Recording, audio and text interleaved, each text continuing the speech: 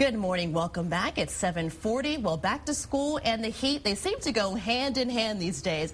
Many kids are practicing band outside and many kids are practicing football outside. And it's really hard to stay cool in the heat.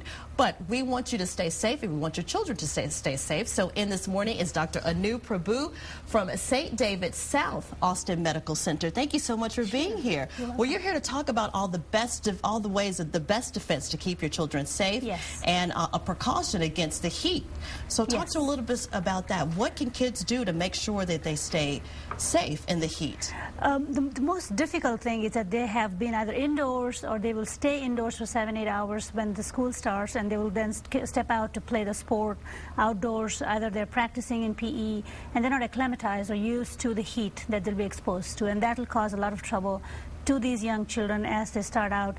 They won't be drinking enough fluids, so the most important thing is to drink lots of liquids during the day, throughout the day, and while they're outdoors. Taking short, quick breaks in air-conditioned, cool environment indoors so that they're not exposed to prolonged periods of high heat, because they're not used to being in that heated environment for a long time. Right. Avoiding carbonated drinks, avoiding caffeine would really help them not to get dehydrated. Sports drink which replenish their electrolytes would be a good way to avoid heat cramps and difficulty that they will face when they're outdoors with headaches and nausea. They can prevent that by... So things like Gatorade, Powerade, things like that are good to drink throughout the day. Yes. Now, is it more dangerous when kids are wearing uniforms, things like football where they have heavy pads on, or even band uniforms? I don't know if they practice in their uniforms, but is that more dangerous when they're wearing more clothing? Right, more because equipment? what happens is the most important or easy way to decrease your body temperature that human body will use is evaporation through the skin. So if you keep the skin covered with tight, dark-colored, close-fitting clothing, then you can't lose the heat that you're generating, especially when you're doing physical activity outdoors. So it becomes really, really difficult to lose that heat. You overheat your body and you end up getting heat cramps, heat exhaustion, heat stroke really quickly in these children. So they need to wear lightweight, light-colored, loose-fitting clothing.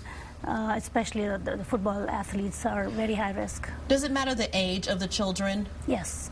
The younger children, especially infants, little babies, have a higher surface area of the skin, so they lose more heat through their skin as compared to older kids or adults.